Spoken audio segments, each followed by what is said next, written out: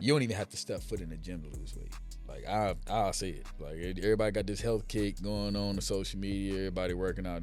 You don't have to step foot in there. If you watch what you put in your mouth, then it's going you gonna lose the weight. You know what I'm saying? Exactly. So it's like, because at the end of the day, if I can sit right here and I can eat vegetable soup every day, I guarantee I start melting away. They're gonna be like, boy, you look sick over there. You know what I'm saying? Like, you still working out? Like, no, you losing weight.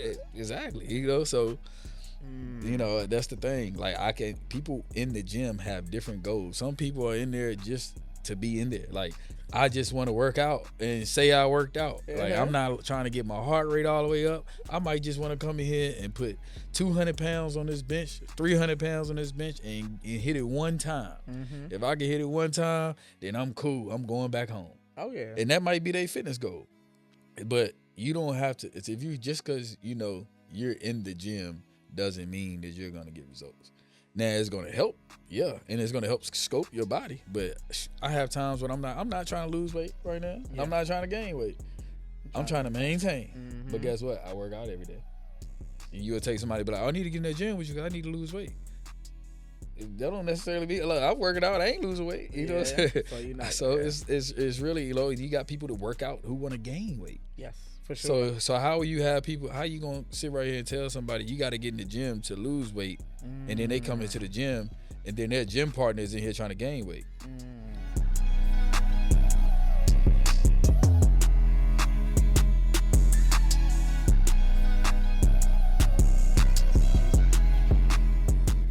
All right, man. We back for another episode. I'm still in my hometown of Danville doing some interviews, man. I got some amazing people in the city to sit down and talk to. The goal is to inspire the youth and impact them as much as possible. And why not start right here at home, right where we are, born and bred, most of us. So without further ado, man, welcome to Stats Global Podcast, the show where ambition meets real talk. I'm your host, Coach T. And each week I sit down with leaders, entrepreneurs, and community change makers to have raw conversations about their journey, mindset, and leadership lessons. If you're ready to grow, lead, and make an impact, you're in the right place. Let's get it. Today I had the pleasure of sitting down with a good friend of mine, man. Met him in the city in passing. We definitely went to school together, but I don't think we knew each other in school, but we went to school around the same time. And when I came back home during COVID, we crossed paths through his fitness gym and me working with the youth. So youth also is a way to connect people. So I'm very, very, very excited to sit down with him, man. But without further ado, man, I'm gonna let him go ahead and let y'all know who he is and what he does. What's going on? DJ Tarpley, real name Dennis, but I go by DJ. I am a overall businessman, but I'm known as a personal trainer here in the city, entrepreneur, fitness business, a couple different things. Just overall, just an entrepreneur for the most part. But born and raised in Danville, basketball player in high school, father, married, you know, all the way around the board, just well rounded, you know, for the most part. But oh yeah, man. So you touched on that, the married, like newlyweds, right? Like what's this, year 1 or 2? Oh, we in the game now since 21. Since 21? Yeah, okay. so I'm about 4 years in now, so yeah, wow. A little past there. I'm thinking you over here year 1 or 2. Wow. Oh. Y'all been rolling so smooth, man. Yeah, so smooth. We over the threshold now. Yeah, man. Family life. How's family life? It's good, man. It definitely keep me on my toes. Oh yeah, we had to get. I had to get in his schedule. You know what I'm saying? The newborn was coming when I was trying to schedule, so he had to. You know, it was a boy, right? Yeah. Okay. He'll be 3 weeks and 2 days. Nice, man. So you got 2 new additions to the family since what, 2020 when we first started meet. Okay, that's nice. So how many kids do you have all together? 4. Nice, man. That's nice. Family man, businessman. Oh yeah. Everything else. But you're known for your business, Weight Pusher Fitness. Yeah. How did that name even come about? When I first started off, I was pretty much watching YouTube. I was big on YouTube when I was into just working out and stuff, looking for motivation to keep me going.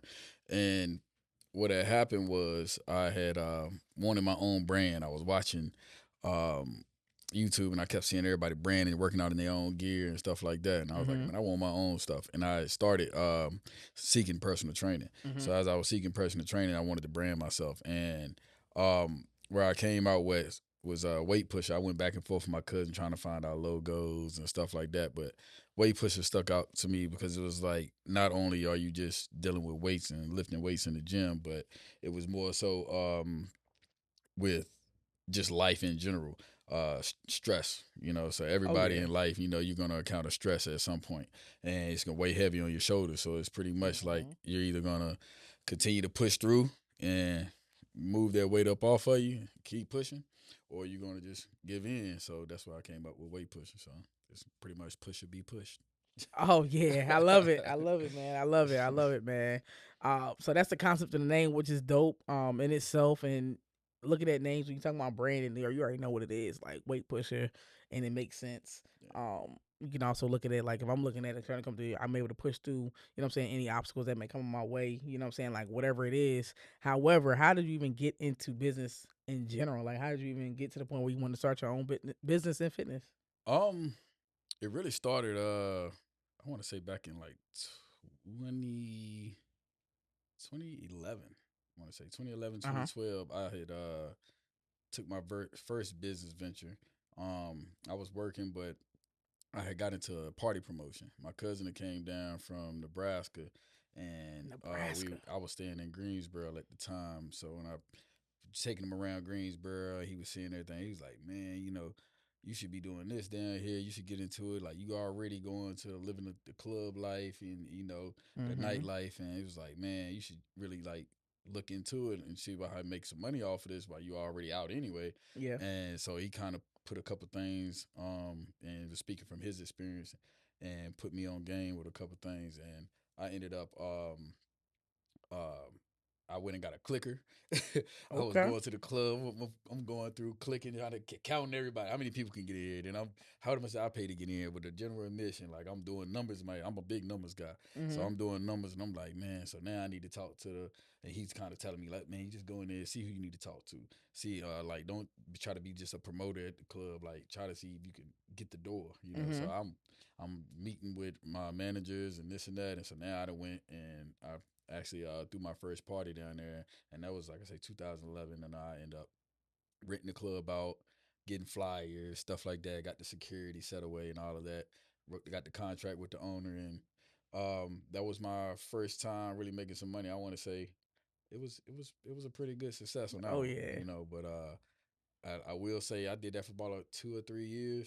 Mm-hmm. Um, I took some L's. Definitely took some L's. But yeah, it was the first time me seeing like, okay, this is, the money I can make off of this is a whole lot better than my 2 week check. Oh yeah. so, Oh yeah. For so sure. I was like, all right, that's all I needed to see. So I was that really jump started me, and then I got out of that, and then like a couple years later, like I say, that was like around 2014, probably around 2015, 2014, 2015, when I kind of like got away from that. And then 2016 came around, and that's when I was working out the whole time I was doing the other stuff with. Mm-hmm. So then that's when I started taking training serious in 2015. And 2016 is when I actually came up with the weight pushing name and LLC, and went and Nice. got official with that. So this is actually my second actual business that I ever had. So Okay, that's dope. That's yeah. dope. So you said you took, quite a few L's in that process of your first business, which was party promotions and everything like that. Which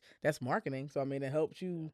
Yeah. It from what I can see, especially for being around the city with client attraction and gaining your clients for weight pusher, which is what you've been doing. You know what I'm saying for some time now. What kind of L's did you see along the way? Man, just from flops, Yeah. what I'm saying? Like things that you can control, can't control. Is just really understanding that, like, yeah, where everybody says like it's a risk that you taking, but the bigger the risk, bigger the reward. Yeah. Like I would have people going out, and then it's, oh yeah, they calling for rain or a storm coming. I'm like, Mm. now ain't nobody coming out the house, ain't nobody. So now I'm sitting Yeah. in there in an empty building. I'm like, Dag, I still gotta pay these folks. Security looking at me like, y'all still owe my money at the end of the night. DJ, so I'm like, all right. It just but then you spent the money on the flyers, radio ads, like I was Yeah. all of that. So I got to see, but like when the cash was good, when everything's flowing, like it's good. But you never really knew, you know what I'm saying, like how I can, because you can be like, oh, this is gonna be a hit, and then like the weather could change everything, or somebody might have another bigger event going on down the street, Yeah. around the corner, and everybody go shift there. So it was definitely, um, it kind of taught me, about the losses and everything early in the game, but that it didn't break me. You know what I'm saying? Like Yeah. I was, it was pretty much like, okay, I can expect it. Once I learned to expect, like, okay, it's not guaranteed, but you know, one good night can cover a bad one, and you still be up. So that's kind of what it all came down to. But it was definitely some losses involved. Yeah. Well, the weather I can definitely kind of see how that would determine because I'm a person myself. If it's going, oh yeah, we going out tonight. See the rain start coming, I'm like, no, I'm good. Stay right on at home. Um, but I think the main one of the main things you were just saying as far as like the people that wanted pay would involve you having a network and meet those people, DJs, security, even just the club in general to be able to promote their space. Um, what did you learn about networking and like building those relationships with people that you needed to be successful with your part of the party promotion? Um, you got to be solid. Okay, That's that's always, and I think that's in mm, anything that you do. Reputation and first impressions are like really big on everything. So meeting, the club owners, like, they own this building, this and that. You don't want to go in there wasting their time, and like, mm-hmm. it, and that's when I really realized like money talk. 'Cause a lot of people probably come in there, let me throw this party, let me do Yeah, this, or I got an event, we can make some money off of that. But they want to use your space and come in and see, like, pretty much you got everything, so they want to use what you got and not bring nothing to the table, yeah, and they want to come up off of it. mm-hmm. And that was like our early time of seeing that, but you definitely see it the older you get, you can see it everywhere in life. But that kind of definitely showed me a lot. It was Mm-hmm. like a lot of lessons in that alone. Oh yeah. Oh yeah, definitely. Um, so you started out in part promotion and switched on over to fitness, and you said throughout the time you were working out, like how do you get like how did you even just like set on like, okay, fitness is my thing and I'm gonna go ahead and build this business from it? Like, I'm an in and out type, but I'm an athlete, you know what I'm saying? I was former athlete, you know what I'm saying? I'm a coach, you know what I'm saying? So being in shape is definitely important, you know what I'm saying? All that stuff is fitness is key. Definitely. However, Definitely. like to be consistently going to the gym, working out, and then to make that like pretty much your lifestyle. Like, I mean, I'm not gonna come to you if you look like me. Like you telling me, all right, look, I can help you lose 20 pounds, you know what I'm saying? Pay me 300 a month, you know what I'm saying? Get in my program. And I'm looking at you like, bro, like you look like you just ate a whole pack of Twinkies when you got it for the, you know what I'm saying? So it's like, to be solid in the Yeah. fitness industry is like, it speaks volume. As I'm learning, like you said, as an entrepreneur, you learn a lot and you grow when you're able to go to the gym every day, be consistent, and you maintain your body a certain way. Like you have to put in that work. You have to be consistent. Um, just for what I know on the outside, that's a great entrepreneurial trait because those two things in itself, like, and it be discipline. Like you have to. If you're not doing those things, you're not going to be. Yeah. You're not going to go anywhere, right? So, like, what was that driving force for you to kind of want to just stick with fitness and like get into it and just ride that thing on out? Um, it really came natural. Mm, Um, that's and it that's was, major. if it's something that you're doing, already, Mm-hmm. and that can bring money, then like I feel like why not do it? Mm-hmm. Um, it's more so like when I started, I was already a student athlete in Mm-hmm. school, Mm-hmm. coming all the way up, man. Taking weightlifting and stuff like that. But it really came down to like 2010. Um, is when I got back in the gym after high school. Mm-hmm. And it was mainly because I was going to bike week. Okay. Okay. Okay. Okay. All Yeah, right. All right. my buddy came home from the service in the military, and he was just like, yeah, he got a bike.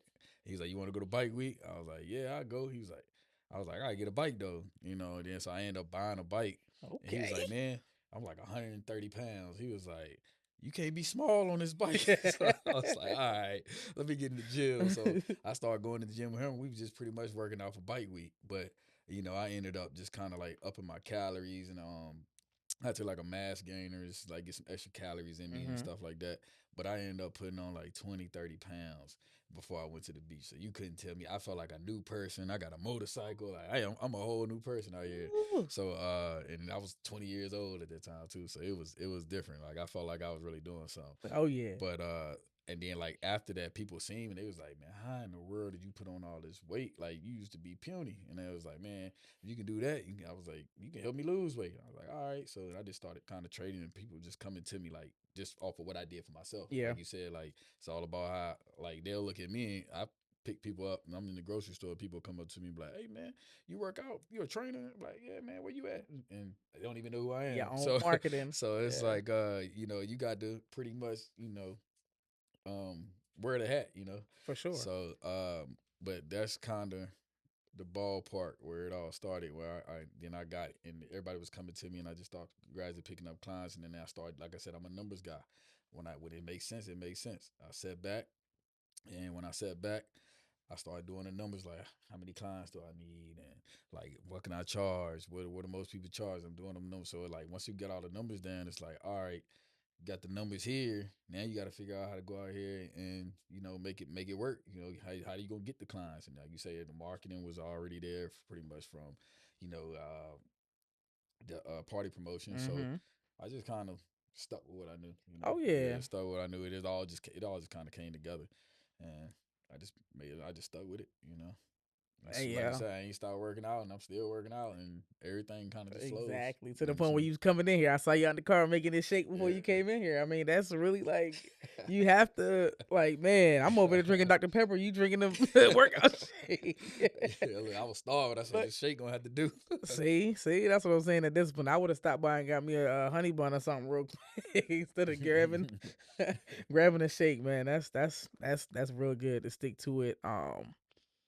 So that's wow, man. Wow. You talking about doing the numbers. I mean, most people don't even get to that stage of business until they're already actually doing it. You know what I'm saying? Like, oh, I'm gonna start a business, I'm gonna do this. But now you talking about sitting down doing the numbers and what do I need to get this? Like that's that Y you know what I'm saying, X plus Y equals Z type deal where everybody trying to figure it out. Like we never thought we would need it again, but you do. Yeah, How many clients do I need to work? How many out? You know what I'm saying? At what cost to yeah. get this amount of money right here? That's gonna really let you know if it even makes sense. You know what I'm Exactly. saying? It's like, all right, well, to get this amount of money, I got to kick out this amount of money, Mm-hmm. and I got to work this amount of hours. Yep. I might as well stay at the job. You know what I'm saying? Exactly. If it don't make Yeah. sense, but if people don't do that, they going off of the dream. Yeah. It's like, oh yeah, man, people, this person doing this, this person doing that, or they making it rich. That person might have 5 more different incomes. They just told you about this one thing they doing. You know what I'm saying? Exactly. So you see what they putting out there. Go do Mm-hmm. your math, put the numbers, and see if that makes sense for you. Then you can eliminate a lot of this social media cap Mm-hmm. just by doing numbers in your head. Like, All day. like how in the world? Okay, let me. Oh nah, they got something else going on. This ain't Exactly. This is it. So, not the only thing. right, it can't be. Yeah. And we all look at people now, especially in the social media. Like we all look at people and be like, okay, what do they got going on? Okay, they making good money doing that, but you gotta still go back to the logistics of it. You might see somebody, oh yeah, they're a millionaire, or they got at least about a half a million or something Mm-hmm. like that, or they generating over 6 figures a year. Okay, but are they doing it all off of one income? Yeah. That's the question. You know what I'm saying? Yeah. Because the average millionaire got 6, 7 sources of income. Exactly. So people are quick to be like, "Oh man, he do this and nah." Like that's just what he's showing you. You Yep. know what I'm saying? So Yep. I think it all comes down like you just got to really pay attention. Oh yeah, for sure. You You got to pay pay attention, attention. do your research, do your numbers, and then being authentic as well. I mean, all that can sound good, look good, even if that's that one stream of income that's making them 6 figures. Right. If they're authentically doing it, it comes easy and natural to them. People are going to want to work with them. If you're doing it just to try to make a couple dollars, say I can do this, and a third, it's still not going to work out for you because you're not authentically doing it. You Right. haven't done your research. You think it's just, oh, let me get in here real quick. But we all know you got to put in work. I mean, you don't just go to making all this money in your first couple of weeks, couple of months, whatever. And if you do, it's like it's like, doing drugs from what I hear. I've never done drugs. However, it's like doing drugs. You know what I'm saying? That first, and then you just keep chasing that same thing the whole time. You know what I'm saying? It's like that adrenaline, you know what I'm saying? Whatever you get from that first time, it's like, okay, now you still chasing the same thing, but you don't know how to do it, or you go down a rabbit hole and it get you down the wrong path. So, I mean, if you in this business game, this entrepreneurship game, you really got to be serious, authentic, and, you know what I'm saying? You really got to be doing your thing and what you want to do. Early success ends a lot of people, though. Yeah. A lot of people go out there and, like you say, their first try. They're successful on their first try. And I feel like you in for it. If you doing something and you're successful on the first try, you're in for a rude awakening. Man, you know what I'm saying? Because it's not going. If you thinking this is gonna be love, oh yeah, this is love right here. Oh, I came up off of this. I'm just gonna keep doing this. Wait till that hard time. It's something. It's something gonna happen that let you know why everybody's not doing it. Exactly. Because if it was as simple as if you starting off and it's that easy, and if it's that simple all the way around the board, you best believe everybody would be doing it. Oh so yeah. It's got to be something going on that's keeping everybody from doing it, and you just lucked up on the first try. Now, like you say, you ready to be chasing it, trying to figure out, and then or you might be good, and you might be good for a little while, especially like if you skipping steps and you cheating. Oh yeah. So it's like when you skip them, you realize like, dang, I might need to go back, because then once you start hitting all of them downfalls and the walls, like it's like, where am I missing? What am I missing? You know what I'm saying? Where did I go wrong at? And then you got to really go back to the beginning. You like, well, I skipped all this, and then you got to go and retrace and go all the way back through and kind of be like, all right, okay, now I understand it. Like, oh, that's why they said don't do that. Okay, so that's why I really like to go through everything. Like, I want to see every process. You know what I'm saying? Like that way I can decide if it's worth me keep going or I need to go ahead and hang it up. Yeah, for sure. But yeah, it's but I expect, what I mean, I expect things. I like, the process and things going bad, and going wrong, because but I know if I can get through the hard times or the bad things is going on, then I ain't really got to worry about too many other people. I say, okay, now I see why everybody's not. Exactly. You know what I'm saying? Now am I going to be them, or am I going to be the one to figure it out? And okay, then they going to look at me, dang, you make it look easy, but the whole time they didn't see everything I was doing. You solved that problem, man. That's what I've been learning lately. You solving a problem in business, then you really gonna, be successful with that. As long as you're solving a problem, man. So I know, you said around like 2016 you got into the fitness thing kind of heavy, and from there, like, where'd you start? You know what I'm saying, training with your clients, and what did that look like? Because I know when I started coming to you, you had your own facility. So I know before that, like, how did you get, going from, all right, I'm gonna do this fitness thing, gaining clients, where'd you start? And then how did you transition into your own gym? So, like I say, 2016, it was like January 2016. I can actually remember it. So January 2016 is when I got the logo and all of that. 2017 is when I actually, at that time, I was a supervisor. Okay. And I ended up quitting the job, and I went full-time trainer. And once I went full-time trainer, I had to figure out, like, all right, how to make, like, when I first quit, like, I had a new charger, and I was like, man, I gotta figure this out and this and that. I gotta make sure I still can stay mobile, have a car, and all of that. So, paying my main bills and making sure I can handle my car notes so I can get around was like the main thing. So I made sure I had enough money coming in, and so I had enough clients. I had a handful of clients, and I had another gig that I was getting paid at from teaching fitness classes. Okay. You know what I'm saying? Yeah. So and I was teaching fitness classes. That was in North Carolina. Okay. So I would go there like 3 days a week. And then I would train my clients, and I was making just enough money to make sure that my bills were paid. And so it was like, all right, and I was still hungry. I'm like, I got enough. I'm living the lifestyle. I'm working on my own, and my bills are paid. Now let's turn it up. I need to get to the next level. Okay. And then, so like I said, that was 2017. I ended up 2018 came around, and that's when I realized, like, I wanted to open my own spot. Okay. So I ended up going, and I actually let my car go. Okay. So I let my car go, and I went and bought 2005 PT Cruiser. Okay, For not my the cruiser. homeboy, Not the PT Cruiser. cruiser. I gave $800 for it. Not the cruiser. Look, so Okay. I jumped in it. So the thing is, I went and put a deposit down on the building for the gym. Mhm. You know, I started taking out a little loans and stuff on my equipment, this Mhm. and that. And I'm like, man, I got to get my overhead as low as possible so I can get this thing going.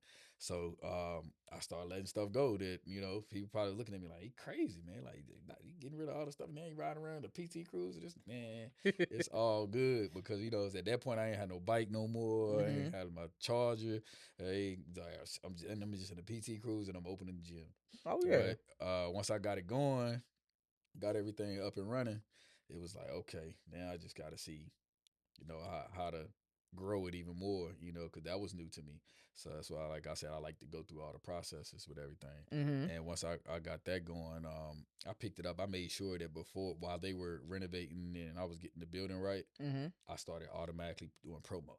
I was Nice. running ads on Instagram, Facebook. Mm. Like I'm doing paid ads. Like I'm recording, just putting it out there. Like just making sure. But I knew that, you know, I gotta get out in front of as many people as possible. Mhm. Then that way, you know, the more people I get in front of, the more opportunities I would have to actually train someone. So Say I that one more think time. the more the more people I get in front of, the more opportunities Mm. I'm gonna have to Mm. actually train to make some money. Mm. So I had um the gym I'm training at now, the gym owner Ken, he told me right when I was ready to like quit my job, before I even got to that point, he was like, the thing about your clientele, he was like, for every 20 people you come in account with, um, run into, you're gonna get one loyal person that's gonna, Mm. you know, stay, or, you 20 to know, 1. and want to spend their money with you. So in my mind, me being a numbers guy, I'm like, I need to figure out how to get through these 20 people fast as possible. Mm. So I'm like, all right, let me go run these ads. Let me go run these ads now. It's like, okay, I'm hitting 1,000 people. Then I'm getting the inquiries. My Mhm. inquiries is coming Mhm. daily. I'm like, a lot of them in a day.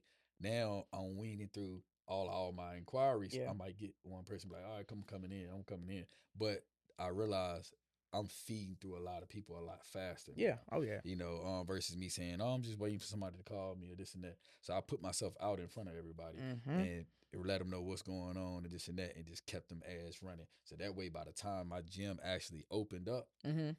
I had enough money before I moved into that gym that I could pay the rent, do everything, because I was just, you know, saying proactive. I just did everything beforehand to make sure I got in that position. So that helped me a lot, you know. That helped me a lot. I ain't try to wait till I got in, and nah, I had to make sure that I was all, when I got step foot in that building and started training, I was all set and I had the clientele I needed. Wow. Business planning 101, business structure 101, how to kill it in business 101. Like, yo, that's crazy. So, in 2017, you were about how old? 2017, I was 27. 27. Okay, so 2010, okay, he was 20. Okay, so from 2010 to 2020. Wow. 10 years. 10 years. 10 years. That was a lot to happen in 10 years, which with anybody's life, a lot can happen. Yeah. You know what I'm saying? So that was a lot. However, you dropped a lot of bars. I'll just look, trying to do a little bit of numbers real quick in my head, right? You know what I'm saying? Trying to do those numbers real quick in my head. Right. However, I wanted to, like, I can kind of see the mindset that you had when you were when you started your business, said you was gonna take it serious. When you said you quit your job as a supervisor to go all out and all in your own business, from training in somebody else's gym to getting your own. I could see the mindset because that's like what I like to look at and focus on and help other people gain. Mm-hmm. However, can you help us with the mindset that you had from starting Weight Pusher Fitness, quitting your job, going all in on your business to getting your own gym? Like, what was the mindset you had during that time? Um, Success and Mm. freedom. Freedom. Okay. Um, so when I did quit my job, Mhm. it was a situation, because, you know, with my oldest son, you know, he's special needs Okay. and he's in a wheelchair, he doesn't walk, and he's not verbal, so he doesn't talk. Mhm. So it was a thing, like I was working in that plant and stuff, even though I was a supervisor, they didn't want us to have our phones on the floor, stuff Mhm. like that. So it was more one of them things like I might get that call, he might have go to the hospital, or might Yeah. have to do something. So now they got like his mom would have to call the plant, then they would have to call and Too come many get me this channels. and that. I'm Yeah. like, look, that's too much, man. Mm-hmm. I could be out the car on the way down the road by now, you Exactly. know. And I think is when I actually went to supervisor, the main straw was when I went to get the insurance or whatever, and I wanted to put him on as far as for life insurance and stuff. They denied him because he had a pre-existing Mm-hmm. condition or whatever. So I was like, man, this ain't it. Like, you know what I mean? Like, then on top of that, I need to be able to be there for him, Mm-hmm. you know, this and that. So like during the daytime, like I can go here, I can pick him up from school. Like I needed to be there. Like I wanted Yeah. to be able to be there, and I didn't want like a job trying to tell me like, When you you know what could I'm and saying, when you when I couldn't. can and when I can't be there for my kid, Ooh. you know. So that was a whole nother like. So I was already hungry, looking for a reason, you know what I'm Oh saying. yeah. So that was big enough reason right there. Uh So huh. now, like, so I say the plan and everything. Like I ain't gonna just jump out there. Like, man, you can ask my wife. I drive her crazy. Like I might pace back and forth through the house, and she'll be like, man. What? Sit down.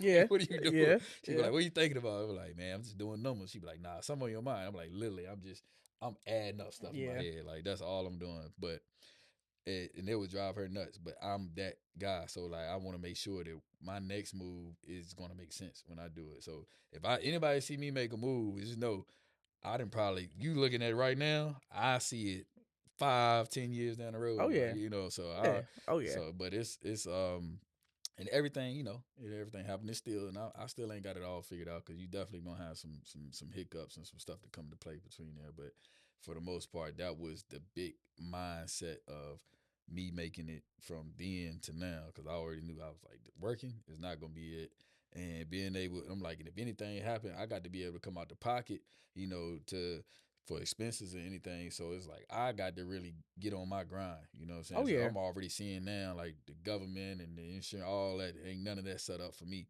So I got to go a different route. So that was really like the battery in my back to really okay, let's stick with it. But like you say, like I got out, I was making money and I was doing stuff. I want to make sure that I am moving forward. So that's really like my mindset of how I got through all of that and to continue to progress. You know. Oh yeah. Oh yeah. That's powerful, man. That's powerful from all of those different decisions, the planning, the running the business, being consistent with the business, being successful with the business. Like those are, man. I'm sitting up here like, man, like what? Huh? I already see when you kept talking about numbers. The third time you said numbers and what you good at walking around the house doing numbers. I'm like, okay, I already know exactly. When I hit DJ up because I mean your circle is really important, or like the people that you have to be able to call on for different things. And I feel like the numbers part is who I don't have in my arsenal yet to be like, okay, well, can you help me figure out how or what, what I'm saying? Like I said, the X plus Y equals Z situation where if I'm trying to, this is the goal, I might know the Z, but the X and the Y part is kind of like, what I'm saying? All right, well, what do I need to, like, what two things do I need to be looking at to get here? Like, I know where I'm trying to get to. Yeah. I know my goal. Like you said, my vision far out, what I'm saying? But to get there, I might be trying to figure out a couple of numbers, and that's key. But making a decision to quit your job for family, being a strong father, the active, the one to be there, like that's powerful in itself. And then being full out dependent on yourself, which I mean that means you had to have crazy confidence to like the mindset was there. You said freedom and of course a different financial situation. You wouldn't have your own control of your finances, but confidence, man, to be able to walk away from a job and go straight in all in your own business and to still be doing it to this day is phenomenal.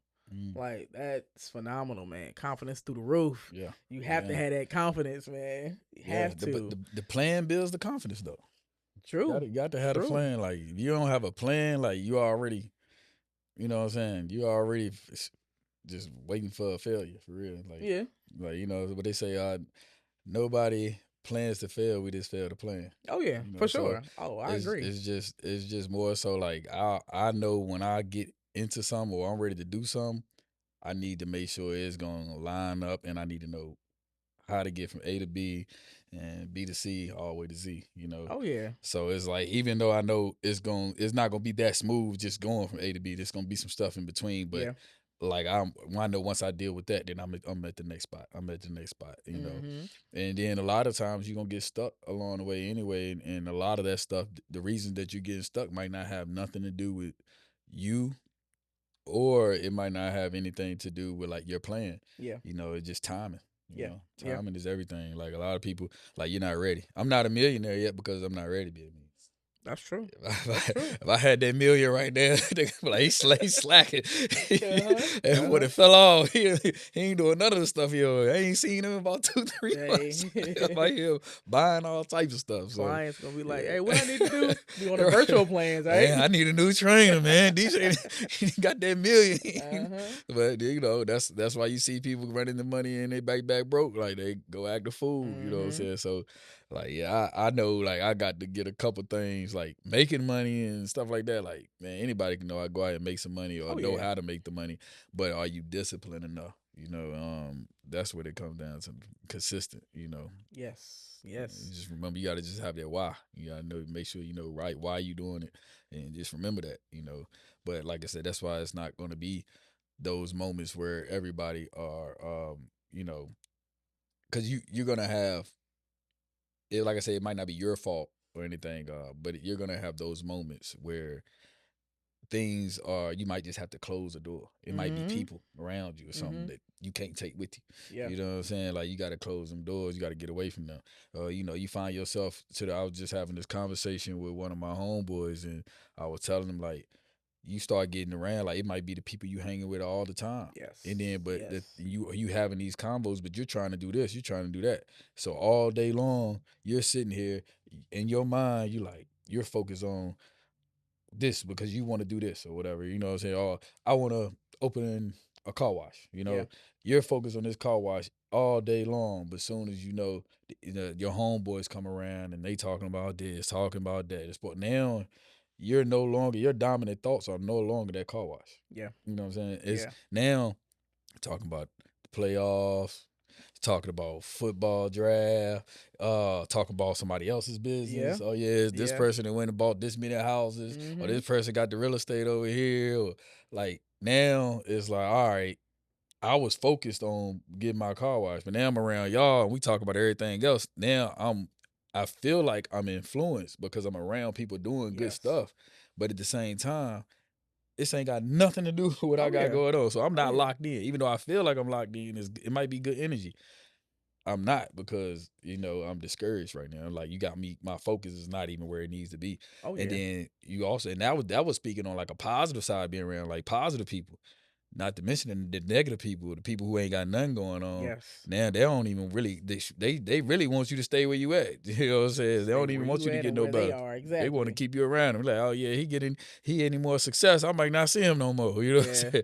So like they really trying to keep you in, crab in the bucket effect. So Oh yeah, most definitely. That's a good point right there. The circle of people that you're around and the circle of people you're around the most are really important. I learned reading and just searching online that the 5 people you spend the most time with will determine like your future, and you can see your success, you can see your failure, you can see whatever. It's a mirror, right. Because whoever you spend the most time with, you're going to be that 6th person of whatever that average is that you're around. If you're around 5 millionaires, you'll be the 6th. If you're around 5 slackers, you'll be the 6th. Right. If you're around 5 average, then you'll be the 6th. You know what I'm saying? Like whoever you're around is going to influence what your outcome is of life. And like you said, those conversations. If I'm around 5 millionaires and I'm trying to be successful, start my business or be successful financially, then they're going to the conversations are going to be about that. And eventually I'm going to get there. Right. If I'm around the negativity and what I'm saying, it's going to be that same concept. So it's really important to surround yourself around, the 5 people that you spend the most time with, not like every y'all, we're not telling anybody not to spend no time with your family, your cousin, Bobo that ain't doing nothing. Live that time. Yeah, like you got to know, like, where just am I giving the bulk of my time? That time that you spending with all of them, and just know that's delayed, progress, Yes. So, ain't nothing wrong with it. Just be aware. I just tell people, be aware. You know what I'm saying? Yes. Just be aware.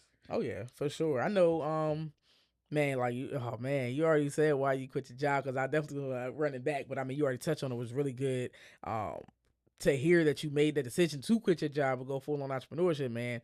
Whew. Wow. Wow, that's powerful and that's major.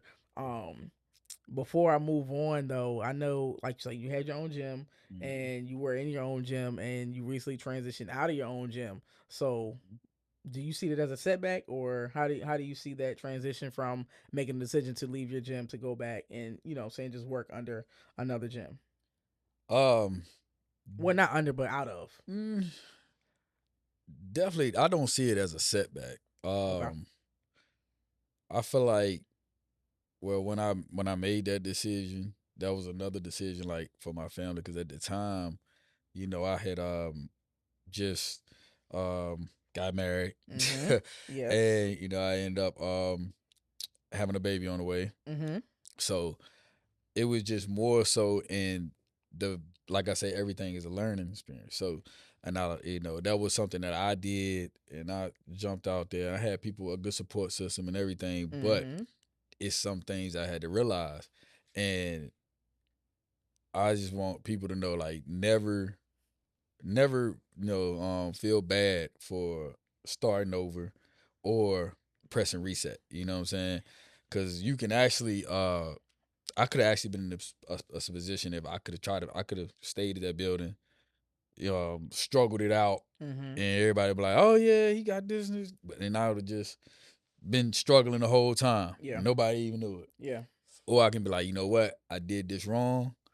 I ain't gonna try to patch it together and try to, I'ma just hit reset, get everything right, and if I ever decide to go that route again, I know how to do it. Oh You know yeah. what I'm saying? And that's like the difference between, like, that's why I tell people, like, man, what if they want to know how you do it, this and that. Like, I could tell you what I would do different and this and that, but even me telling you what I would do different, you still got to go in there and do it because you might have another downfall. Exactly. You might have something else that hinders you. You Mm-hmm. know, but in general, like, I definitely don't see it because what I had to realize is what a lot of people didn't realize.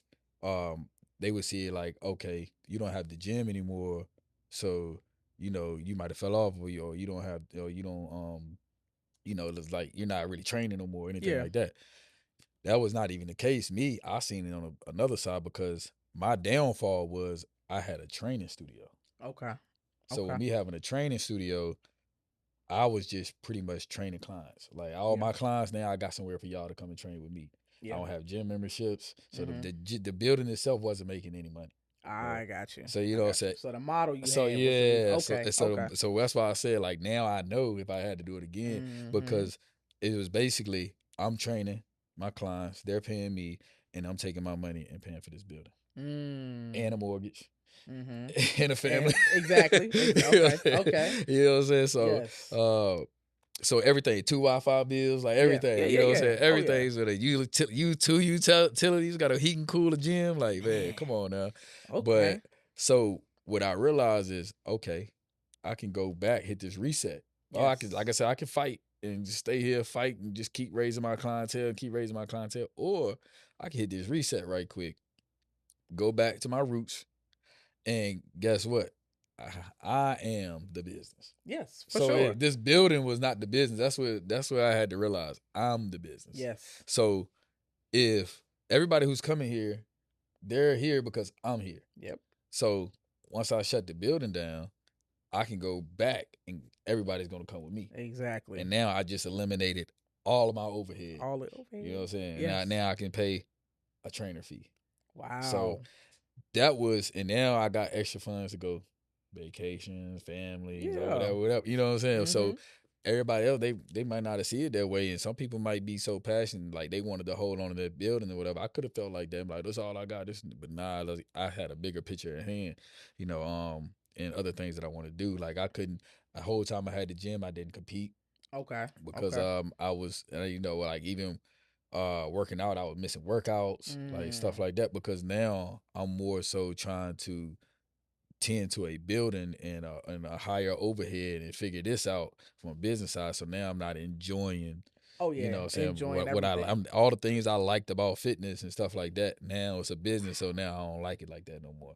So I Wow. wanted to get back to that point. I like traveling to other Mm. gyms. I like competing and meeting new people and stuff like that. I mean, I'm in my own gym. Like, people pretty much got to see me through social media. Yes. So I ain't running Yes. into nobody unless they know they coming here, or I done spoke to you and I done invited you Wow. over here. So Wow. that's why, like, if I was to do it again, I definitely would have a couple other things to make sure that the building is paying for itself, whether it's bringing in trainers, membership Mm-hmm. fees, anything Mm-hmm. like that. Like, but for the most part, that was what I actually learned. Oh wow. You know, that was a big lesson. You know what I'm saying? It was. I mean, but it was.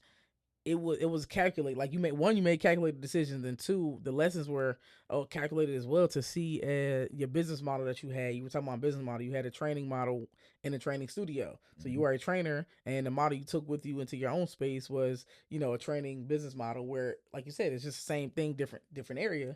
Where if you look at the different concepts of, the fitness industry, you can have a fitness gym, a facility where people come to work out on their own, and then you also have trainers, and you also train if that's what you wanted to do. Or it's a model where I could go ahead and open up a gym and as a business and just have the stuff there, and then there'll be open space for people to work on their own, and or trainers like yourself come in and work. There's different ways to do that. So you were able to learn that early on before it really became a setback. Now I see why you said you didn't see it as a setback, but more of a learning lesson in business. But it didn't have to cost you a whole lot. Like, a lot of people, like you say, the greater the risk, greater the reward. However, when you're calculated, when you're smart, when you're planning, when you're thinking, business is also thinking. When you're doing those things, you don't have to have all them setbacks and risk and lose all this money along the way. You know what I'm saying? Like before, you say you could have struggled it through, and you know what I'm saying, either struggle with business or family, lost some more money on. Yeah, it could have been either way. Something was gonna hurt from that, but you didn't even get it to that point where you were able to see it coming, and you know what I'm saying, just go ahead and pivot. And pivoting is really important in business. It's a good trait to have, to be able to pivot. You gotta be able to see the court. You know what I'm saying? That pivot is important right there. You gotta have that peripheral, see what's coming. You gotta see it, know man. when to cross over. Oh man, coach called a zone play, but they in man, yo. We gotta run. Hey, we gonna run. Hey, run that. Switch it up run right quick. quick. Yeah, for sure, man. It's That pivot definitely, is important. that's what I always say, man. I always say you can't fail until you quit. So I definitely ain't quit. I'm still rolling strong. I'm really feel like I'm better than ever. The confidence through the roof. I got more room to do other things that I want to do now too. So that's why, that's why I tell them, like, man, it's gonna be difficult to start over, but I'd rather do that than go backwards any day. You know what I mean? Oh yeah. Get that reset, start fresh. You know what I mean? Because when you keep learning stuff, as you're learning, you get here. And you be like, dang, man, like, all right, let me start over. Oh, yeah. You know what I'm saying? Then when you get right there, you're like, oh, I remember here, now I'm at the next stop. It's just like a video game. Playing Mario Brothers, ain't it? Mario Brothers, Street Fighter, you get to that same spot, man, I keep losing. Yes. Start over. You get through when you get to level 10 and mess up every time. So, but it's like, now you done got to the point, you go from level 1 all the way to 10 so fast, you ain't even thinking about it. You like, oh, I'll be right back. Now I'm at 10 again. Boom, I beat it. Now I'm on 11. You know what I mean? Exactly. You know what I'm saying? Now you fail at 11, you got to start back over. But now you getting through 10 because you know what to do at 10 now because you got through that point. Versus being like, oh, man, I just want to keep starting here. Like, I ain't going back, man. You know what I'm saying? Like, you lose a lot, just going backwards. You just keep getting knocked back further. Nah, go ahead, hit that reset. Gather yourself, get your foundation together and go. Yes. That's an interesting concept when you compare to the video games. They hit home for me, and I was like, yo, I can remember sitting there all them times playing video games back in the day. And like you said, but you don't understand that the translation of failing in the video game or losing. So in the game you're losing, and you keep having to play the same board over and over and over till you reach, until you learn that lesson and you move on to the next point. Same thing in life and business. Like life is the same thing. You'll keep coming to some same financial mistakes, some same, setbacks, the same, whatever is going to keep happening until you learn that lesson and you do something different. You can't learn a lesson and keep doing the same thing and think it's going to change. Learn a lesson, do something different, and then you get a different outcome. But in business, that's a great concept. Like I always heard fail fast. But I didn't understand it. As an athlete, get that out the way. As an athlete, as a very confident person, fail fast. Like failing for one. What do you mean fail? Like just because you in business don't mean you gotta fail. But now I understand. You know what I'm saying? 10 years of going hard entrepreneurship wise, not solely. I'm not to say I've been a sole entrepreneur for 10 years, but I've been aspiring really hard for the last 10 years to gain my footing in the entrepreneurship industry and do my own thing and find my lane. And I've learned that now, right now is the last 6 months. Okay. I understand the concept of failing fast, because the faster you are and the sooner you make those mistakes, the further you get along. 10 years, if I would have just failed fast the first 3 years, by now I would be, like you said, at a different level. I'm probably on level 3 right now. I could have been on level 12 if I would have failed fast and learned those lessons. But now I'm learning them lessons now, which at the end of the day, like you said, still made a great point. timing is everything. Your time is your time. Like it might not have been my time to get to that point back then, like I thought I was, even if I would have failed fast. So it's happening the way it's supposed to happen for me, and I understand that as a human and as an entrepreneur. But like I said, that correlation of video games and failing and business is powerful. You know what I'm saying? Like the video games today are different. I'm not sure kind of where they are right now in the 2000s of 2020s, but like when we play video games in the 1990s and 2000s, like Mario, Sonic, Street Fighter, Tekken, you know what I'm saying? All those games, Halo, like I mean, just playing them different video games is like the levels. Like you had to complete a level to move to the next level, and they were hard. They got harder and harder and harder and harder and harder. You know what I'm saying? And I remember in Mario, every time you got to the last, I don't know how many levels it was before you got to the what was it, like the little monster guy or whatever, like whoever that was. It was some kind of monster at the end of that certain level before you move to a different board. Like to beat a board, you go through a certain amount of levels. You had to beat them. And I was like you said, we fly through 1 through 5 levels, and then you get to the 6th to go to the next board, and y'all keep getting stuck right here. And I do the same thing every time, and then finally you do something different. You like, oh, that's all I had to do. Or somebody come over there, be like, hey man, give me past here. All you got to do is just now you got it, you know. But you know, that's just all the process, you know. Definitely. But that's why I like to compare stuff like that, like to life. You know what I mean? Like I try to be real, because we're living in a time now where everybody's you know, with social media, everything is fake right now. You know what I mean? And then people are portraying. You know what I'm saying? People they portraying to be this and be that. You know, and a lot of people now that everything's virtual and you know AI and all of this, man, you could be whoever you want to be without being who you want to be. You know what I'm saying? Oh yeah, for sure. Like a lot of people, like you know what I'm saying. Like, I feel like you know I'll probably get some backlash off this, but like grown men playing video games all day. Like I don't really like that. You know what I'm saying?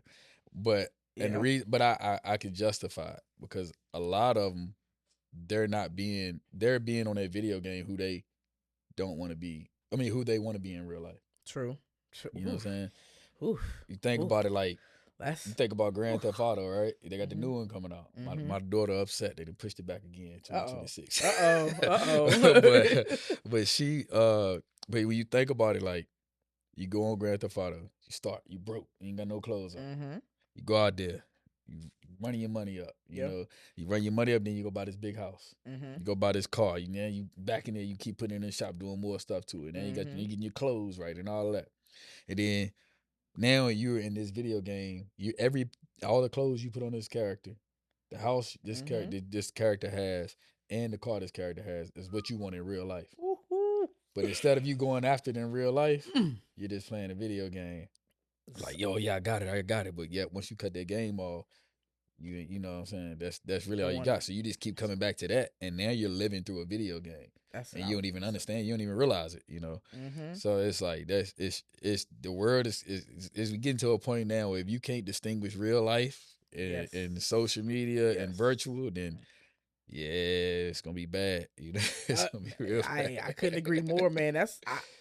I look, like I said, whatever. Hey, this is real and raw conversations. I mean, opinions. Everybody can have an opinion, and everybody's entitled to their own opinion and how you take that. You know, normally when you get backlash is because as somebody's brother, cousin, husband, you know what I'm saying, significant other that is in that situation that was negatively spoke upon. However, the truth, that nobody want to realize the truth in what was said. So, I mean, that was a powerful statement that, you know what I'm saying, grown men playing video games. I mean, if you're in the house playing video games, I mean, what kind of example are you setting for the next generation of people that are around you? Like your son, brother, cousin, whoever's around you. They're seeing you sit in the house, and kids are sponges. Like whatever they're seeing the people around them doing, they're going to do. Same concept as what we talked about earlier. The 5 people you spend the most time with is what you're going to be like. So when kids, the 5 people they're around the most, that's what they're going to normally go out and try to do. So if they're seeing somebody sit in the house all day, they're thinking, oh, okay, well, when I get, once I'm graduated high school, I can sit in the house all day and play video games. Yes, you can, but you're not going to get anything from it. That's the only part. That's the other part you don't see, because as a child, you don't know to ask the questions of, well, how you making money, or how the bills getting paid, or what are you doing? How are we able to eat? Like, what are you doing to make this money? Now, if you're making money from playing video games while you sit in the house as a grown man, hey, by all means. But that's not the case. Get your money. You can be real rich doing it too. Most of the time, that's not the case, and we know that. But like you said, they're living through the video game because either they don't have the work ethic to go out there and do it on their own, they don't know how to go out there and do it on their own, They don't have the motivation. I mean, it could be quite, we could name a list of things on why they're not doing it. However, that's a bad example that's being set. Just from a video game. Just like they're all these fellas out here playing that 2K because they ain't nice on the court. We not gonna talk about that. They good on that video game. Come holler at me in real life. Yeah. I still shoot jumpers in real life. You know what I'm saying? So while you shoot them on the video game, get your 100% up on the video game. I'm working on mine in real life. Oh yeah, I say the same thing too, man. As long as we're not running full court, I got you. Right. Shot still there. Right. A little half court play. I can get you through a couple of games. I still might go out there and run a couple suicides. They gotta get their win right. Hey, mentally where I am now that I've been able to, get through that little health thing, I can run. I want to run a little bit there. I want to go ahead and get back out there, man. It was a little stint that I couldn't, really do a lot because it was causing too much pain. But now, man, don't turn it up. Hey, I'm about to turn it up now. You just don't know. I still got 4 more weeks. When they clear me, once I get cleared, I'm on. Oh yeah, man. So what's some fitness? Like, give me a fitness tip real quick. I mean, I always don't even give me no tip, man. If I want to lose 20 pounds in the next 2 weeks, what do I need to do? You need to be consistent. And doing what? Eat it? Yeah, no, that's true. That's true. You know what I'm saying? You gotta. What I try to tell people, man, like weight loss. Most people be like, "Oh man, I need to get in the gym." The average person, they be like, "Man, I need to lose some weight. I need to get in the gym." People lose weight all the time and never step foot in the gym. Mm-hmm. You know what I'm saying? Nice. And because anybody that you know that actually works out and is big in the gym and has a nice physique or a physique that, that you see them lose weight or whatever and just kind of transform their body, they going to tell you all the time, like, I can sit right here. I can go right here right now. I can go and pig out and work out every day of the week and pig out every day of the week. I'm not going to see no change in my body. You know what I'm saying? Like, my win, like, that's what you got to realize. Like, working out is just actually cardiovascular, healthy heart. You know what I'm saying? So you doing cardio and stuff like that and, getting your heart rate up. That's making your heart stronger. That's what you need. You know what I'm saying? That's good. You're burning calories. But at the same time, as you're burning those calories, if I leave here and go put the same amount of calories back in my body that I just burned, then, I'm not really going to lose any weight. Yeah. It's still a science to it, just like anything else. It's like calories in versus calories out. If you sit right here and be like, well, I worked out today, well, I can go and eat this piece of pizza. Just know you putting everything right back in your body. You don't even have to step foot in the gym to lose weight. Like, I'll say it. Like, everybody got this health kick going on social media, everybody working out. You don't have to step foot in there. If you watch what you put in your mouth, then you're going to lose the weight. You know what I'm saying? Exactly. So it's like, because at the end of the day, if I can sit right here and I can eat vegetable soup every day, I guarantee I start melting away. They're going to be like, boy, you look sick over there. You know what I'm saying? Like, you still working out? Like, no, you losing weight.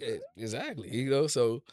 that's the thing. Like, people in the gym have different goals. Some people are in there just to be in there. Like, I just want to work out and say I worked out. Like, I'm not trying to get my heart rate all the way up. I might just want to come in here and put 200 pounds on this bench, 300 pounds on this bench and hit it one time. If I can hit it one time, then I'm cool. I'm going back home. Oh, yeah. And that might be their fitness goal. But you don't have to. It's if you just because, you're in the gym doesn't mean that you're going to get results. Now, it's going to help, and it's going to help scope your body. But I have times when I'm not trying to lose weight right now. Yeah. I'm not trying to gain weight. I'm trying to maintain. But guess what? I work out every day.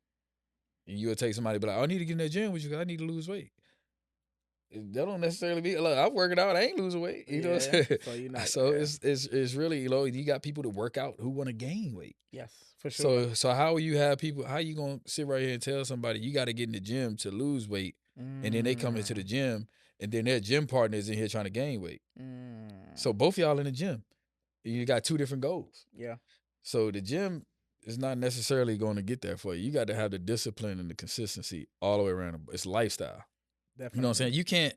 You can't go to the gym and say I want to look like an athlete and not train like one. You know what I'm saying? Like, you can't say, hey, I want to go out here and I want to be a track star, but you at the gym lifting weights and you ain't ran none. Yeah, that's true. That's true. You know what I'm saying? So you got to do what's necessary for your goal that you're trying to accomplish. You know what I'm saying? And I think people get that mixed up a lot. Like, just If you can be in a calorie deficit, you're gonna lose weight. Now, if you're in a calorie deficit and you're going to the gym burning more calories, you're gonna lose even more weight. You're gonna lose it faster. That's why it all goes hand in hand. But like just one or the other is like, you necessarily got they all work together. Everything feeds off each other. So you can't just sit right here and just think, oh yeah, I'm gonna do one thing and I'm cool. People try to justify the fact that they doing something to make it seem like, they can do other things. And that's just in life in general. Yeah. You know what I'm saying? Yeah. Yeah. Oh, yeah. So, oh, yeah. Yeah. I mean, you touched on two important facts, though. I mean, one, discipline and consistency as a whole. Like, those two words will get you right. But you said somebody can go in the gym, work out good, and go eat some pizza and not see no results because of what they're doing. So that's going to create discouragement and thinking that the gym is not working, thinking that whatever they're doing is not working because like your body's working against it. Like you're trying to put two negatives together. It's not going to work, right? You know what I'm saying? So, but you also said if you were not going to the gym and you're eating right and you're doing what you're supposed to be doing, then you'll see weight loss if you're not going to the gym because that's that discipline and that consistency in what you're doing. So it's more about, you know what I'm saying? Education is everything. You know what I'm saying? I love learning more and I learned it a long time ago. Like I haven't been in gym in a long time and I don't plan on going to one, you know what I'm saying? Like that. If gym for me is basketball, you know what I'm saying? And me doing what I need to do on the basketball court, getting shots up, you know what I'm saying? Working somebody out, being actively training them. You know what I'm saying? That's fitness. While eating good, like you said, is going to help me see a transition in what I'm doing versus, oh, I got to go to the gym when I get out of work for 20 minutes or I got to get up in the morning and go to the gym. Like, nah, you know what I'm saying? Like, I want to go to the pool. I go in the pool, you know what I'm saying? Go to the Y early in the morning because I like being in the water. You know what I'm saying? Like, that water workout of just going back and forth is going to get, like I said, get a little bit of heart rate, get a little bit of cardio going. But at the same time, if I leave the gym, come home, eat pancakes, eggs, you know what I'm saying? French toast sticks and drink, you know what I'm saying? A whole sugary drink, then it's going to be defeat the purpose of whatever I did every morning. Like, that's going to kind of like go backwards, you know, but I got to be smart about it. But like you said, I can do, if I'm consistently doing what I'm supposed to be doing, me eating that breakfast every morning is not going to hurt necessarily if I'm doing everything else that I'm supposed to be doing. Right. So it's all about knowledge and, you know, what it takes, but you have to invest in those things. You know what I'm saying? A lot of people want to keep coming to trainers and asking questions. How can I lose weight? What do I do? Give me a workout plan. But they don't want to invest in the business of what you're doing. You have the education and the background and the knowledge to help me do this thing, but I don't want to pay you to help me do that. I want to try to figure out how I can nickel and dime you every time I see you and get a couple things. And then it's not about, like, when you really want something out of life, you're going to have to invest in it. Like when you really want to see a result, you say results. When you really want to see a result and whatever it is, you're going to have to invest in it. You can't just come around and be like, yeah, I've been watching the YouTube and learn everything. Like, okay. Like, are you using what you learn? You know what I'm saying? Hey, I can sit right here. I tell them all the time. Like, I can sit right here. I can tell you everything. I can answer every question you want me to answer. But if you ain't applying it, you just, asking for failure for real. You just setting yourself up for it anyway. For sure.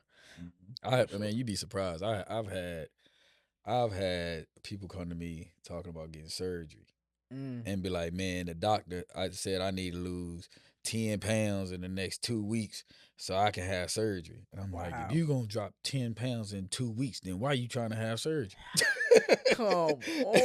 Like, do they not understand that? That's why I was like, hold up, bro. So you come to me and you saying, I'll do whatever you tell me to do for the next 2 weeks. I need to drop 10 pounds so I can go lay on this table and risk it all. Crazy when you. But but if I told you exactly what to do and you go lose that 10 pounds in this 2 weeks, why you don't just keep doing it? That part.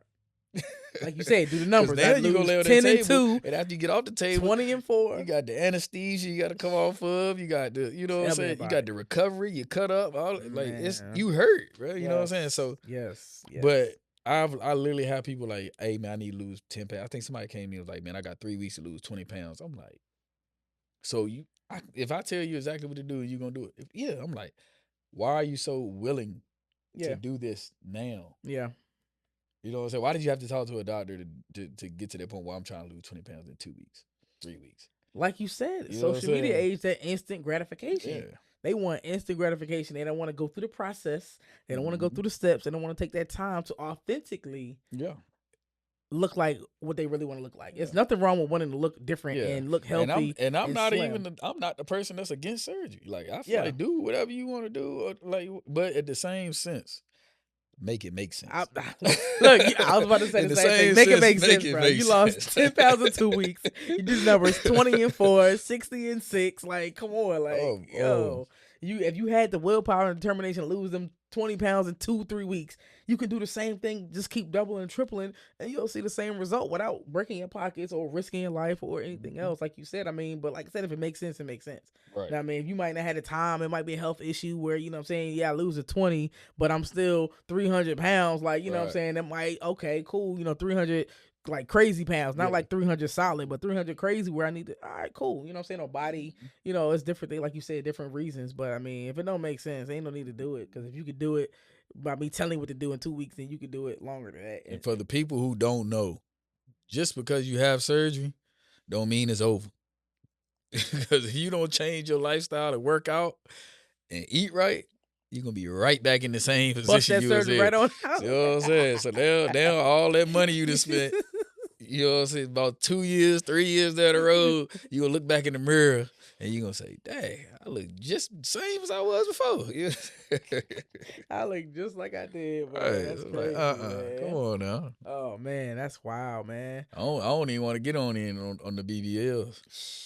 Jeez, that's like a common. Because once they don't realize is once you suck that stomach in and that butt go out, and then you gain that weight again, guess what that butt gonna do? Get even bigger.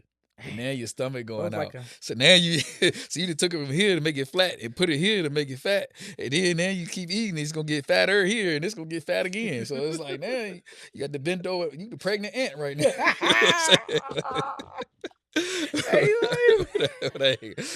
But I mean, it's serious though. Like it's something serious. You see it. You know what I'm saying? You see it, and like man, come on, like. Oh yeah. Everything look good, ain't good, and I feel like everything that in the time that we living in now, everything is seasonal. Yeah. Think about fashion. You know what I'm saying? You think about back in the day, the bell bottoms. Yep. They back out now. Yep. The skinny jeans, they went out of style. Then the regular straight fits, then bell bottom. Like even the styles of joggers people wearing, they go from tight to flared at the bottom, to skinny at the bottom, all like just shirts. You know what I'm saying? Halter tops, like all this, everything. It's like it's back and forth. Everybody wearing all this, and it goes right back as every couple centuries, everything is like rotating around. So my thing is, you think you go back to like the Nia Longs and the Mayas, look, they still looking good. J-Lo, all of them. Yep. Back in the day, their butts was considered big. Yeah. You know what I'm saying? Now it's a thing where at some point now, the strippers come into play, and everybody want their stripper body. Yeah. And now everybody, oh yeah, but that's not looking too good, and this and that, and you getting to that point where, all right, I'm starting to like this again. Yeah. That's why I say everything is seasonal. You know what I'm saying? So now everybody go and get that, and they be like, I don't even like that no more. I'm back to the natural skinny bodies. You know, this and that. Or then boom, they gonna start glowing. The Coil Ray, Coil Ray, and all of them. You know what I'm saying? Oh yeah. So look, Kalani, all of them. You know what I mean? They all doing their thing, but. It's gonna come a point again where they're gonna be like, they back outside. Now we back on something. But it's always changing. You know what I'm saying? It's always changing. So I just, if anything, I would just say, like, before people make a big decision like that, because, people out here financing bodies like a used car. That's crazy. Yeah, they pretty much they go take the loan out for $10,000, and it's just like they just got a used car here, and they're like, all right, make my payments, I'm good. Next thing you know, like they body and came back to looking how it was before. You still making payments on. Yeah. You know what I'm saying? That's a whole other perspective, but it's a thing though. That is another perspective. Thing. It is. Wow. I'm still processing. That's crazy. but touching it, like you said, you're touching on the celebrity statuses of people and who are people looking at, whatever like that. That's going to transition us to the next, whatever. But like that's important, who you looking at, who you look up to, and what you aspire to become and be like, right? So with that being said, as you were on your journey and what I'm saying, coming up or like in business, like did you have any mentors along the way? Yeah. Who were some of those key people that kind of help you become the person that you are and like get to where you are right now? Definitely my mom. Nice. Yeah, nice. like I guess she know like that I'm a talker. You know, and so I'm bouncing ideas. Like she tell my wife, like I tell you, I pace back and forth, and like I'll have stuff in my head, this and that. And like if I am quiet and I'm not talking and I'm thinking, like I think my mom told her one time, she was like, he got some stuff on his mind. But so when he get ready to talk, just have an ear because he gonna have a whole lot to say. Yeah. Oh You yeah. know what I'm saying? Oh yeah. But I like I said, I just process stuff. I like to really, Mhm. you know what I'm saying, think stuff. But she along the way, like from entrepreneur, like from the time I wanted to throw parties, this and that, she would sit there, she'll listen to me, and I bring the numbers by her, and I tell her certain stuff, and she'd be like, oh, I think it's a good idea, or you thought about this, or even if it's just sit here, listen to me, let me bounce these ideas off of you, because Mhm. once I hear myself say them, a lot of times it don't start making sense Yeah. anyway. Yeah. So definitely, my mom, my wife supports me too a lot, and but I would say Ken, like Nice. he's the owner of the gym, but he's helped me. Donovan, that's another trainer. Okay. Like from a trainer standpoint, Ken and Donovan, they really helped me out a lot. Mhm. Because they was more so, and then my boy Kalen, we was grinding at the same time, just like starting off our training, Mhm.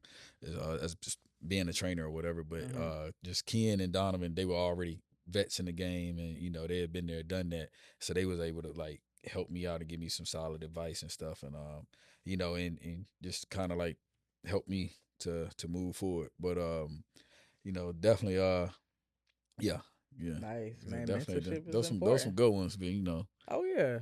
Oh yeah. Mentorship is important, man. When you look yeah, back at who's helped you and definitely who you can mentorship. call on to kind of get you, guide you, get you those answers and help you along the way. Like your mom is that's that right there. Like for like when you said you're able to bring the ideas to her and she supports you along the way just by listening and maybe ask you the questions that you need to be asked and just like give you that support. That's important, You especially might coming not from your have a parent. clue what I'm talking about, but she ain't gonna let me know Yeah. that. Hey, look, but that's a really. mentor in general, like I will say, like I had reached out to a big fitness. They kind of got big online status, online programs. Let's say he's doing the stuff that I wanted to do, Mhm. and I did. I reached out to him, got his number, and I was able to reach him. He was a trainer out in Atlanta, and I talked to him, and he kind of pushed over.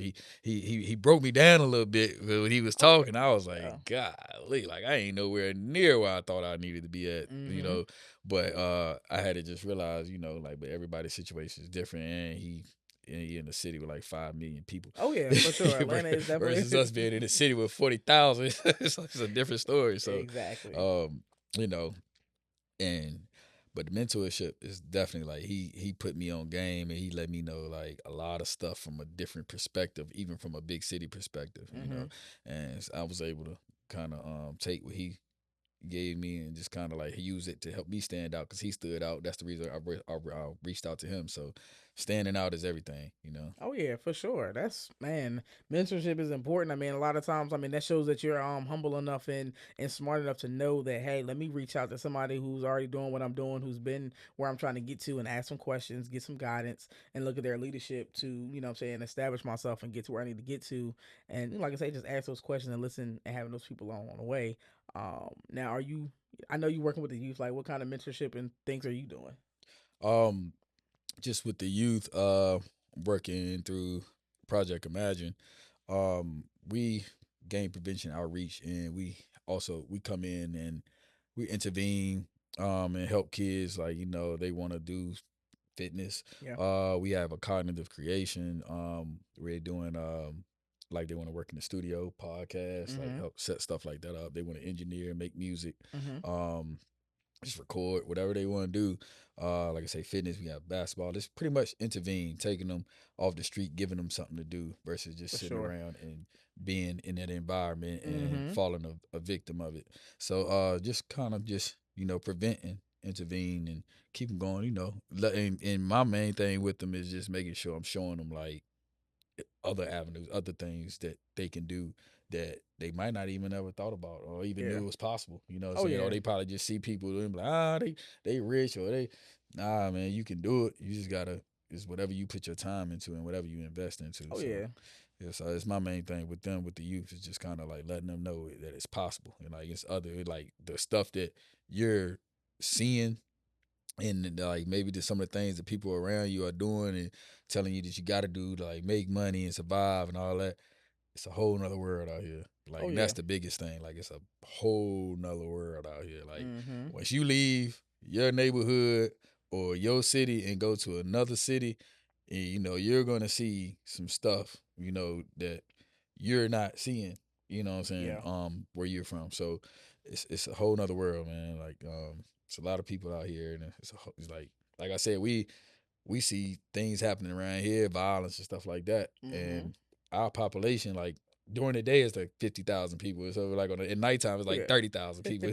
But it's like you seeing all of that, but it's like, man, like you you ain't really nowhere. You can go to another city right up the road, and it's like might be Double, half a triple million people. Yeah. people there. You know what I'm Oh saying? yeah. Or like a million people. So it's really just letting them know like, hey man, like it's bigger than where you at right now, and that's with Oh yeah. everything though. Like just adults and the kids, like even letting their parents know, like Mm-hmm. is bigger. Oh yeah, it's definitely there's a lot out here to see. I mean, I love, what I'm saying, talking to the youth, giving them like that's why this platform that I have right here is for that.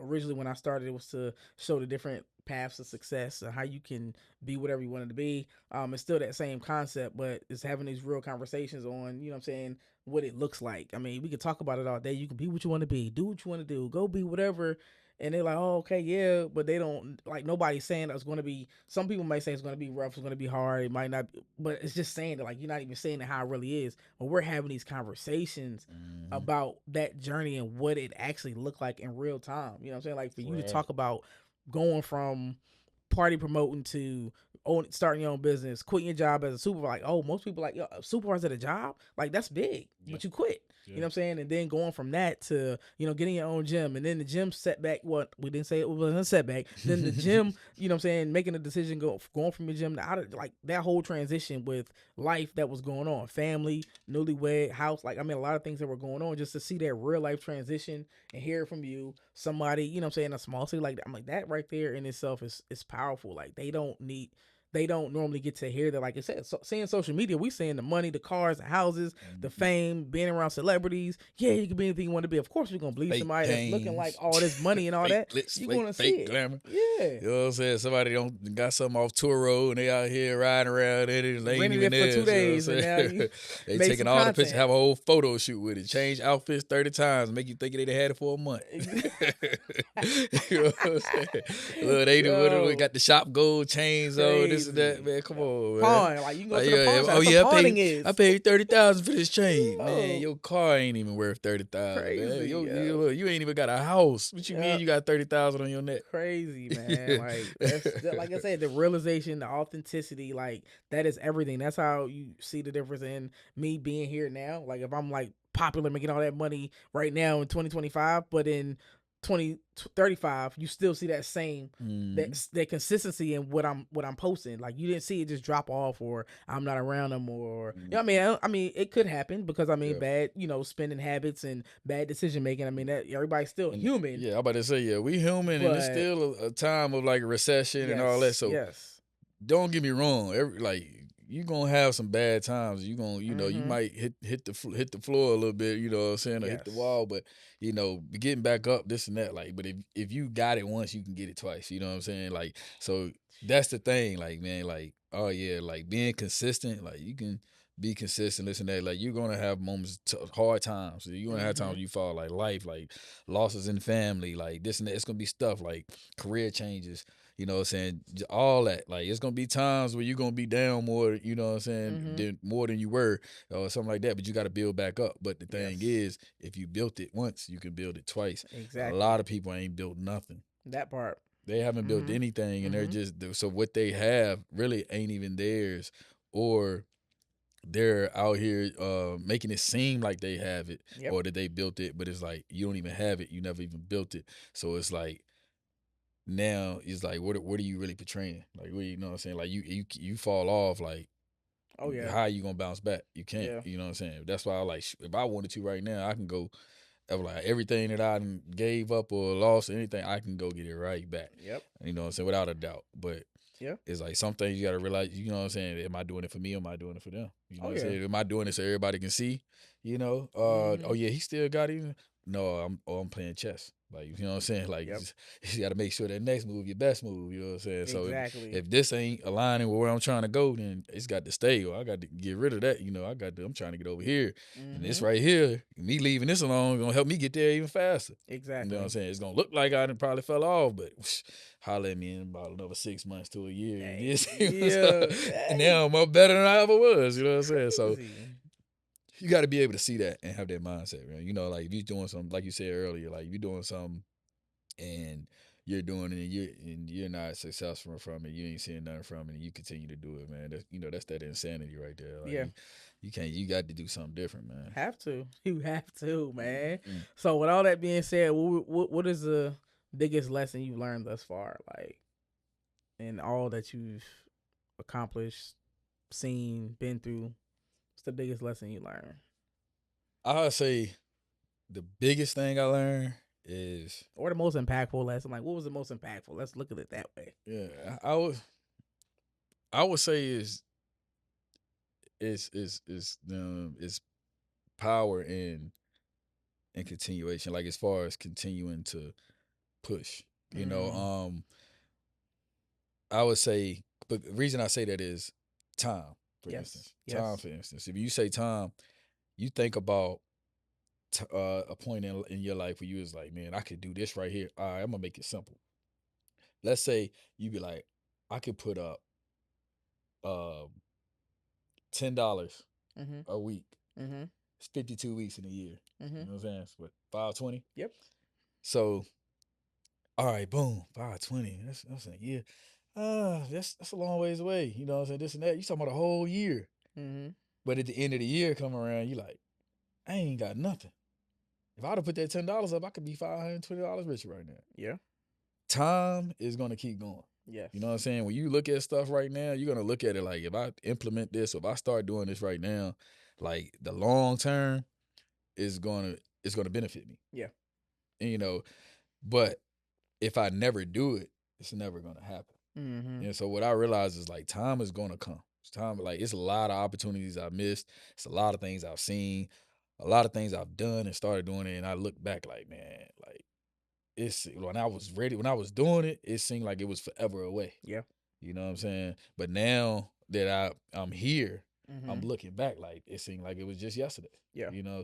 So main thing is what I've learned is, like, don't worry about how long it's gonna take to do something, this and that, because as long as you're living, you know what I'm saying, you'll get there. You know? Ooh. As long as you're living, you're gonna get there. Oh yeah. I couldn't You know what I'm agree more, saying? man. That Look, time thing. I'm 30 years old. I could be like, oh man, if I would have started doing something when I was 20, Yeah. you know what I'm saying? I'm 34 now. I'll be 35 this year. So if I would have started something 20, like I'd have been in it for 15 years now. Okay. You know what I'm saying? So Yeah. it's like, Yeah. if I'd have been putting up $100 a month for the last 15 years, like, That's money. you know what I'm saying? Yeah, Some people don't even think of it. They be like, oh, that's a little bit of money, this and that. Man, look, if you live to be 60, 70, or 100, and you doing that now, like, that's something you can pass down to your family. This and that. Like, you can put that money up. You could have went and bought a rental property, this and that. Like, most people are, oh, I need to invest in the market. I ain't got the money to do it. What's the rush? You know what I'm saying? Like, just put the money. If you can save $1,000 a year for the next 15 years, that's a $15,000 down payment you got. Yeah. You know what I'm saying? Like, that's gonna be something that's you can generate income off of. But if you like, oh no, I want it now. Yeah, that microwave ready stuff. That people they don't want to put it. They don't even want to put it in the microwave anymore. They trying to throw it in the air fryer and walk off. Like, hey, quick, you know what I'm saying? An hour in the oven, like, you get it in nobody 20 putting nothing in the oven or cooking nothing on the stove no more. Exactly. We in the microwave ready. They want it now, like right now. So, and it's like that's the thing. But one of my favorite things that somebody taught me, told me, and they told me this when I was like 18, 19 years old, and it stuck with me ever since. They said, if you move fast, you won't last. But if you go slow, you can go some more. You know, and I thought about it. It's like, you know, so just, you know, slow process, like gradually, you know what I'm saying, increase. Like, you can move fast out here. Like, you see it all the time. Like, you know, you can see people up and they get there fast. You know what I'm saying? They doing certain things, and it's like they don't even really know how they got there, or they got there the wrong way. Yeah. And then if something happens and they lose it all, you know what I'm saying? Now but you got that person who was moving slow the whole time. So this person that reached the heights, they all the way up here and then they crash. Yeah. They back down. But this person right here, man, steady moving up the whole time. And now when this person fall down, you like, dang, well, look at me now. I'm almost I'm up here now. I'm up. So, you know what I'm saying? Move fast, you won't last. Go slow, you can go some more, man. Stop looking at the time and trying to, you know what I'm saying, do everything now. Like, just do something that's gonna make sense down the road.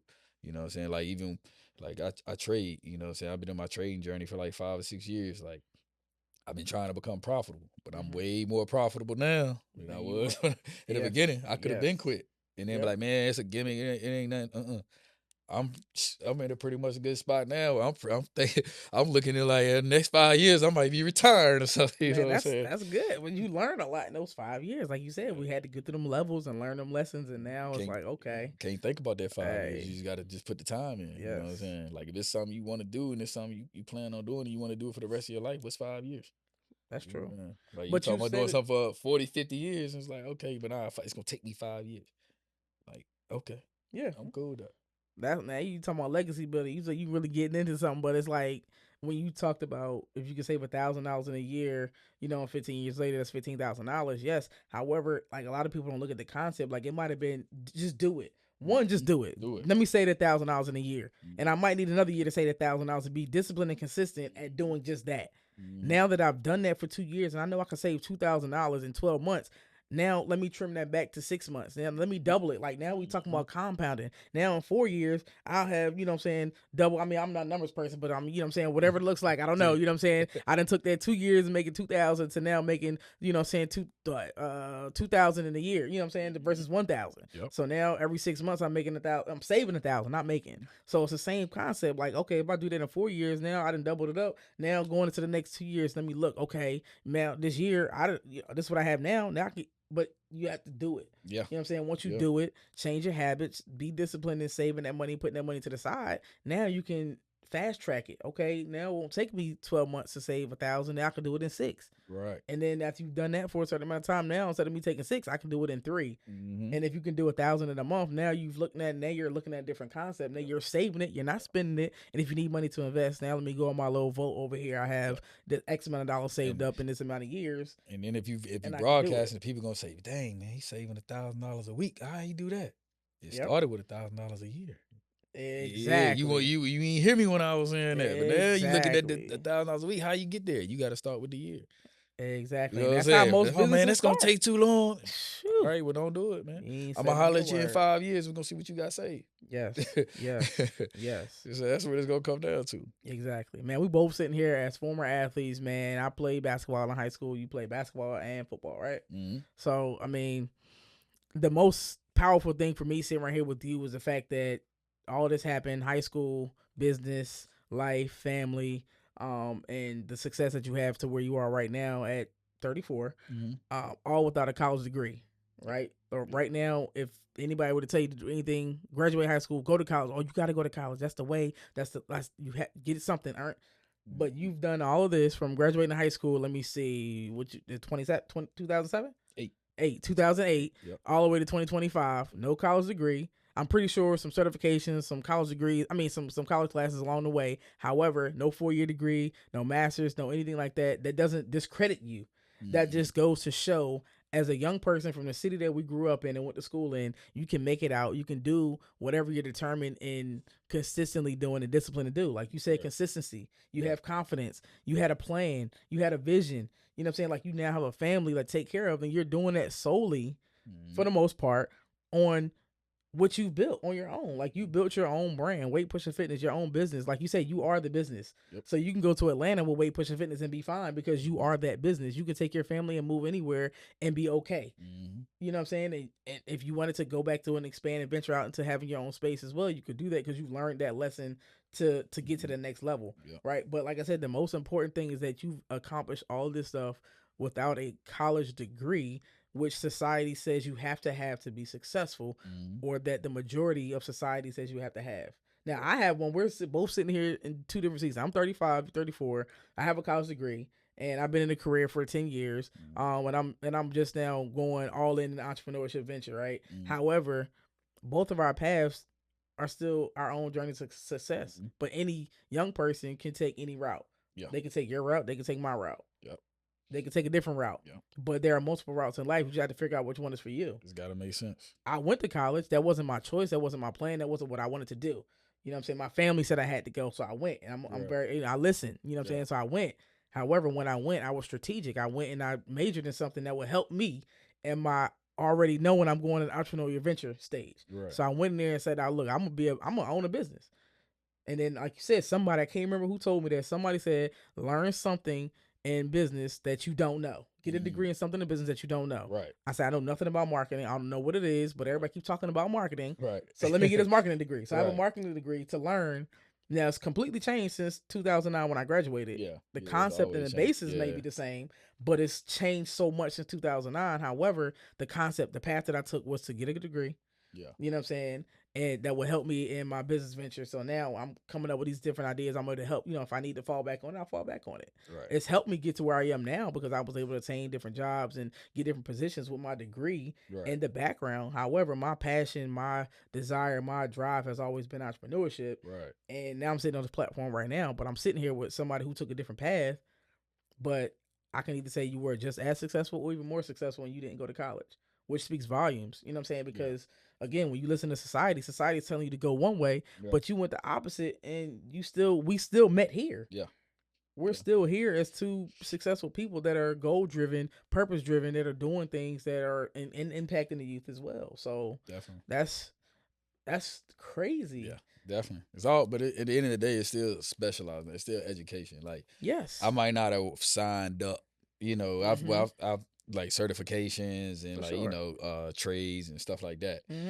Courses. I've done all of that. Like, I self-educated and and stuff like that. But I didn't go anywhere where I was going to be accredited and get the degrees and stuff like that. But I'm certified and just trades in general. Like, I believe in you got to have them. You got to be able to do something, especially the way the world is today. Like, you can have a job, but you definitely, I don't think nobody out here with just working a job by itself is going to be successful. Because you'll just be able to live or make it, you know what I'm saying? Right. So I think, like, just definitely in general, like, you got to have a trade, some way to make some money, doing some hair, cutting, washing cars. Like, I don't care, like, anything, you know what I'm saying, just to make something extra on the side. But I think that's what it all comes down to. Oh, yeah. Oh, I couldn't agree more, man. A trade is, for those that don't know, is specializing in something that's a skill that you are able to do for the most part with your hands. Like, you're able to physically do that. And some services, there's some service trades like the cutting the hair, barbering, stylist, fitness, things like that. That's the mental service part. When all else fails, trades are still going to be there all day. And I feel like most trades are the basic needs. Yeah, definitely. I'm not going to go into that because this is the teacher part coming out. Like, this the basic needs. You have needs and you have wants. Most entrepreneurial ventures are things that are wanted, but if you're in that need-based sector, like, people need health to survive and live. Like, you need to get your hair done. I mean, what is it called? We was talking about that earlier. You oil change. You got to have your oil change. You need your car. So whoever works on cars and specializes in fixing these things, those are the people that are going to you're going to go to those people all the time. Like, so when you have those trades, that's okay as well. If you don't go get the fancy degree, big college, you know what I'm saying, big job, big career, it's okay. You can go another route and be just as successful with a trade, 2-year program. So that's been powerful. This has been real, man. You definitely dropped the gem and told the power and time, man. So where can we find you on social media? Instagram, D_Tarp Physique, D_TARP_physique. And that's pretty much the same all the way across the board. D_Tarp on Facebook. And so just reach out to me. I'm here. Man, yo. It's crazy, man. This has been another powerful, impactful episode, man, on Stats Global Podcast, man. Stats Global Podcast, man. We out here, we live, we getting to it. Don't forget to like, follow, and subscribe. All platforms at Stats Global Podcast, man. Until next time, I'll see y'all.